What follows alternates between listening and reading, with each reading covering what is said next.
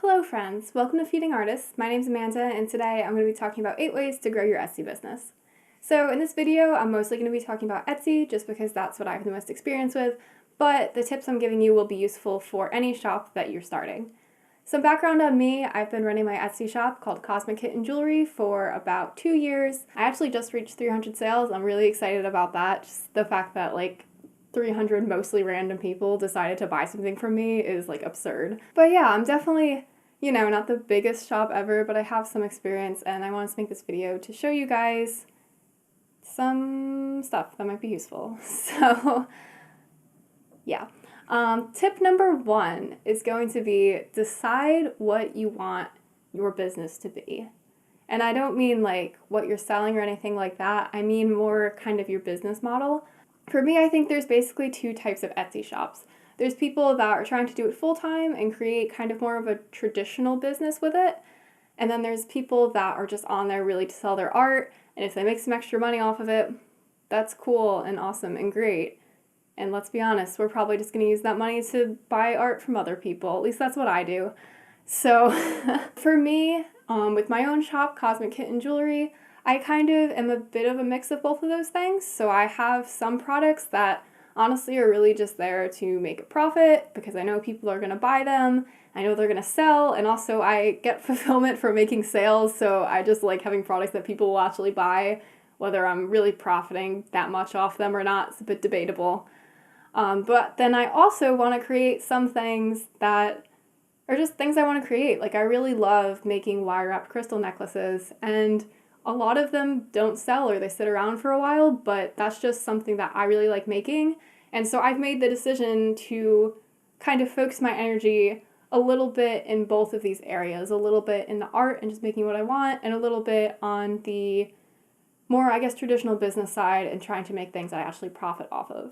So that's something that you need to figure out because the way that you market your shop is going to change depending on if you're focused more on the art and just having it as a side business, or if you're focused more on having it as your full-time business. So with that in mind, tip number 2 is to try to make listings that you can have a stock of. So what I mean by this, and I'm just going to use my own shop as an example again, my best seller in the shop are my fake nose rings. And the reason why they're the best seller is because I can pretty much make an infinite amount of them. Where something like my crystal necklaces, all of them are one of a kind, so I only have one of each product. So where it becomes a problem with one of a kind items is that I have to put all of this energy when I first put the listing out into marketing the listing, into dealing with Etsy SEO and stuff like that. Honestly, advertising the listing and paying for ads makes no sense for one of a kind items because once it sells, that's it. There's kind of no long-term end goal. It's just you have one product to sell. So it's just really hard to kind of market those one-of-a-kind items, and you're just going to be putting in so much more effort to consistently have to do all these things to market your listing, where something like my fake nose rings, basically I got the listing set up, I got all my keywords, I did all my SEO, and now it's good and people are buying it, and I don't have to go through every time I make a new one and try marketing it again and making a new listing. In addition to that, if you have a listing that kind of keeps renewing itself and is consistently there, number 1, you can get referrals from people. So if someone buys it, maybe their friend will see it, they'll like it, and they'll buy from you too. So then that's 2 sales rather than 1. Also, you're going to get favorites from the listing. So anyone that goes through, and this is again kind of Etsy specific, but if you go through and favorite the listing, that's going to tell Etsy, oh, here are some customers that like this listing. Maybe I should put it higher up in the search. And obviously, if you're higher up in the search, you're going to get more people that are viewing your listing. And so just the longer your listing is around, the more traffic it's going to get. And the more traffic it gets, it just kind of keeps exponentially growing. Where if you only have one listing and you have it and then it sells and then you're done and that's it and you're not going to get anything else from that listing. So having things that you can consistently sell from just a marketing standpoint is going to be a lot less time and energy on your part, and it's also generally going to end up in more profit for you. And this is something that for me, when I kind of found this out, was a really hard take, because as an artist, I like making one-of-a-kind items. I like buying one-of-a-kind items. I like for things to be different. I don't like to just consistently make the same thing. but I also like seeing some return from all the effort I'm putting in. And a lot of times it's really disheartening to have all of these products that I loved making that just aren't selling, where things that I've stocked multiples of will sell a lot better, and so then I'll get the satisfaction from being able to sell those things. And if you're doing one-of-a-kind items, I would say your biggest focus should really be building up your social media presence, because the people that I see that are successful with that business model generally have a decent presence on social media. And like that's really how you're going to do it, because trying to advertise things on Etsy is kind of ridiculous at times, to be quite honest, where, I mean, sort of the same thing with Instagram, but if you have a set following, it'll be better. If you can somehow get your following up really big, I know people that release one-of-a-kind items and they'll sell out instantly. Like, this is something that can happen. I'm not telling you just, like, not to do it, but I don't think going through Etsy is the way that you would want to do that. I think you should definitely focus more on your social media profile and less on your Etsy shop. Where if you're just looking to make profit and to make things for consumers, honestly, I would focus more on Etsy. Most of my traffic comes from Etsy right now. I think it's about 90%. Etsy at this point is going to do a better job at showing people your listings than something like Instagram, especially with all the algorithm changes that are going on right now. So if you're really just looking to profit, I would say focus mostly on your Etsy profile, or, you know, if you're on another platform, to focus on that. And if you're looking for more one-of-a-kind items, I would say definitely grow your social following. And honestly, maybe make some things that aren't one-of-a-kind just to sort of get your shop off the ground, get some reviews in there, get some sales. That really is helpful, and it does help to bring in traffic to your shop. All right, so my next two tips are geared more towards social media, since having a social media following will help you with either model of shop that you choose. And the first one is to have a consistent aesthetic. So this is something that I don't necessarily do myself, just because I am like very bad at just committing to one thing, and there's so many different styles of photography and video and jewelry and art and everything that I love. So I'm like horrible at just making things consistent. But if you want to be successful, that's something that's probably a good thing to do. So if you could just, in your photos, just make sure the colors are similar, make sure the backgrounds are similar. A lot of people probably like to use like presets in Lightroom to make sure kind of your edit is the same. And trying to find an aesthetic that puts you in a particular niche or makes you stand out would be really useful. So I'm the type of person, I kind of like things to be like desaturated and like the contrast meter to be lower. So if that's something you're into, you could do that. I know tons of shops that kind of go the other way too, and they make everything like super saturated and make it really rainbowy and pretty in that sense. So if you could pick an aesthetic that's really helpful, it really helps define the audience that you're trying to sell to, and it also just makes things look nicer. And as an artist, I just, there is nothing I love more than going to someone's Instagram feed and just having all of their photos just like super consistent and fresh and clean, and it just looks really nice. So tip number 4 is post consistently. And this is something I also do a really, really, really bad job of myself with my own shop. I do not post consistently most of the time. Generally, the rule of thumb is if you could post once a day, that's kind of the best thing, at least for Instagram. Again, I only use Instagram for my shop, so that's kind of where my knowledge is at. But I know some shops that have tried to post more and tried to post like 2 or 3 times a day, and now they're saying that the way the algorithm works, if you do that, it might be picked up as spam. So definitely just try to only post once. Another thing is to know when your audience is on the app, and if you're not going to post every single day, to just try to post the days when they're there more. So for my example, and I've heard this from other people too, normally my audience is not on very much on Sunday, so you're very rarely going to see me post on Sunday. It can't hurt to post on days when you might not have the biggest audience, but if you're like me and you only want to post like once or twice a week, definitely trying to really hone in on when your audience is on the app is useful. Tip number 5 is to try to get involved with the Instagram community. Watching this video, you might have different interests. This is more for kind of the like handmade Etsy / Shopify shop kind of crowd, I guess. So at this point, I think it's pretty common knowledge that Instagram pods are a thing that exists. If you don't know what Instagram pods are, essentially it's just a bunch of different creators that kind of get together and they'll like post things in the pod, and then you go and like the person's post, or you comment, or you save it, or whatever. People have kind of mixed opinions on whether or not pods are a good thing. I would say I myself have mixed opinions because I honestly don't know if they're that helpful, and they do take a fair amount of time if you're active in them, but I think they're worth it, at least to join and like try it for a little bit, just for the sense of community. And now I'm generally not the type of person that will like go online and just become friends with random people, and so that hasn't really happened for me through these pods either.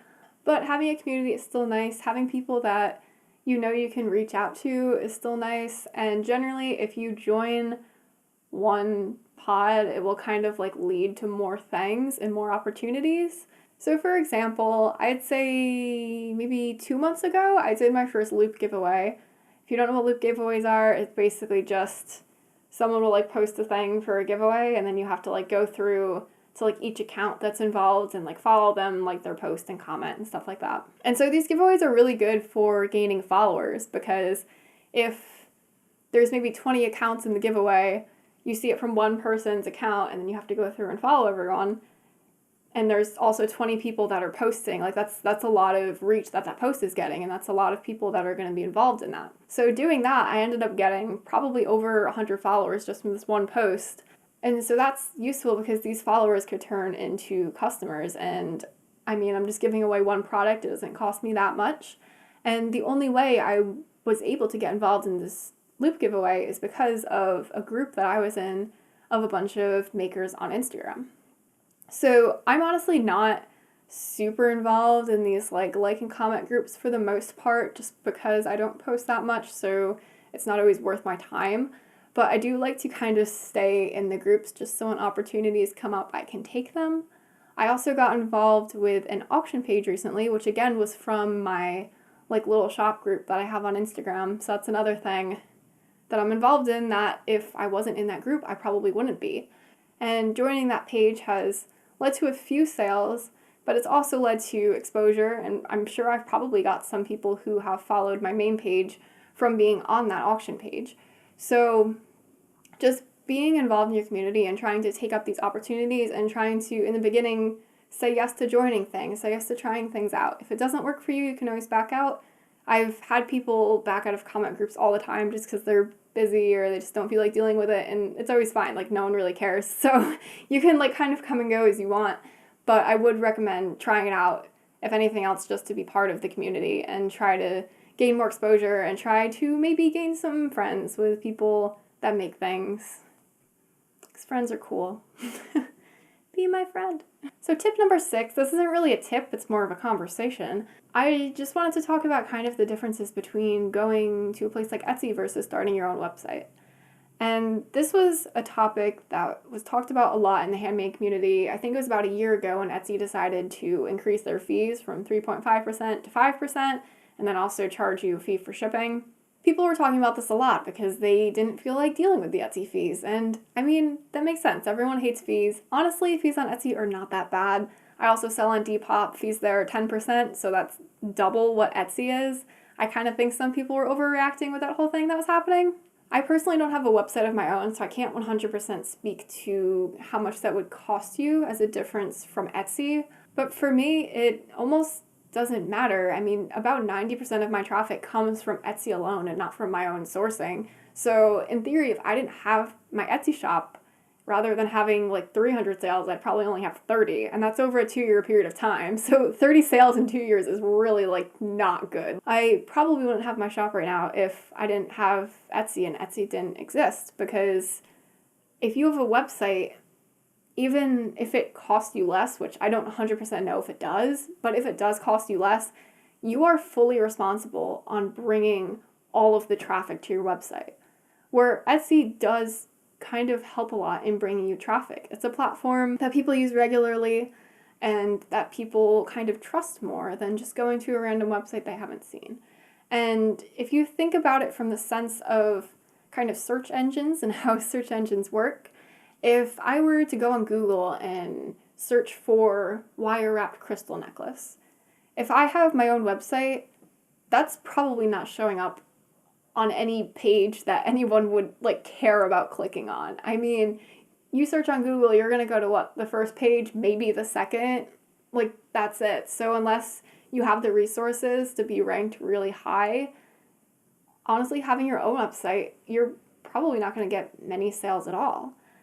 And this is another thing that if you go really hard on social media, you can definitely do it. And there's obviously tons of people that just sell through a website and not through Etsy.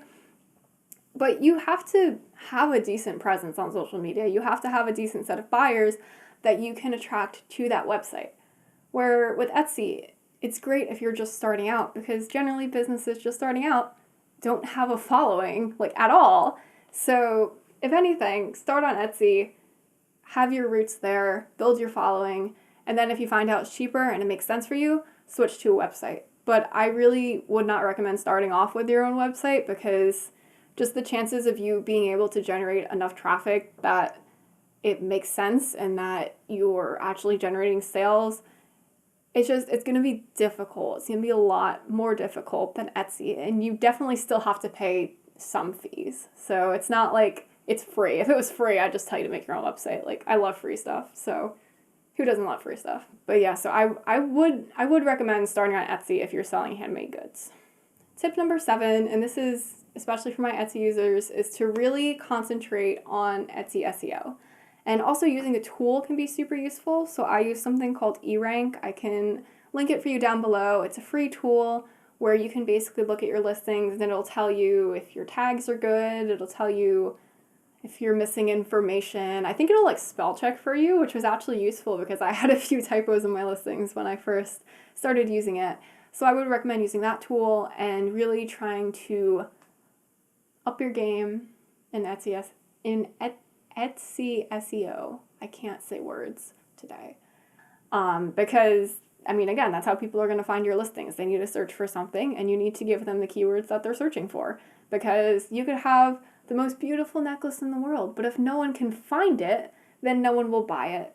There really is a pretty like heavy marketing component to starting your own shop that I feel like a lot of people, including myself, don't really focus on as much, and it seems like something that's pretty obvious, but I would just recommend really putting a lot of time into marketing your products and into Etsy SEO and making sure your listings are good. Also, fun bonus tip for SEO that I didn't know, and then once I realized it, I used it all the time. I originally started doing my listings where I would put some words in the title, and then for my tags at the bottom, I would always put things that were different, because my logic was like, oh, if I include things that are different in the tags, then that's more words associated with my listing, and people will find it sooner.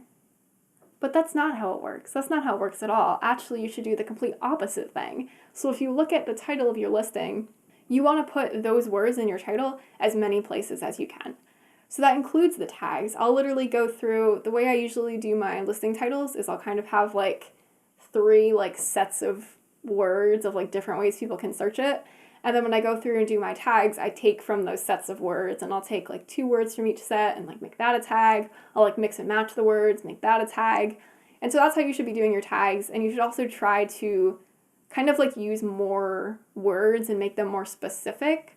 That way you can be found easier, because if I'm just using like crystal as a tag, like my necklaces are not going to come up under crystal. That's way too general. There's way too much competition under that tag. So you have to, again, put a lot of effort into the tags that you're using and trying to use words and phrases that people are actually searching for. So tip number 8, my last tip, is to realize that growth isn't consistent. So when I first started my Instagram account for my Etsy, I got tons of likes on my first post. I got a surge of followers. I probably got, I don't know, like 300 or 400 followers within the first couple of months.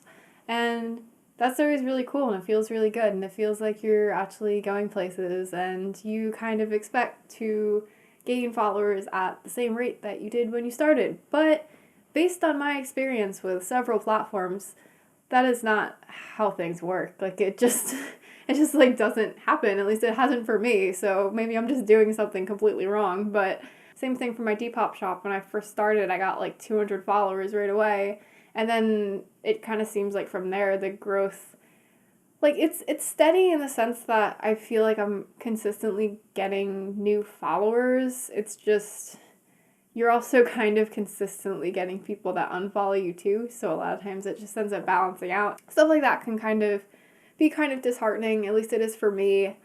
So I just want you to know that, like, that's totally normal. And if you're experiencing the same thing where you just started your shop and got a ton of followers and now that's, like, not really happening for you and you feel like you've kind of plateaued, that's completely normal. And I don't think you're doing anything wrong. I think you're doing just fine. Another thing, and I know artists are told this all the time, but I'm just going to say it again, don't compare yourself to others. There are people that have been at this for such a long time, and if you're just starting and you're using that as like your benchmark of where you want to be like right now, it's difficult, and it's not going to happen for the majority of people probably that are starting out, especially if you're doing it kind of as like a little like part-time gig, and you're going to be comparing yourself to people that have been doing this for years and potentially are doing it full-time, who have more time and resources than you have right now, and that's just not fair to you. Looking at other people's art and kind of their successes and things like that is a good way to learn. So I think in that sense, it's okay to compare yourself, but try to pick people that are just like a step above where you are. Because I feel like as artists, we tend to pick people that are like kind of end goal for us, where you can't really go from starting to end goal in like 2 seconds. Like you need to figure out a plan to get you to that end goal.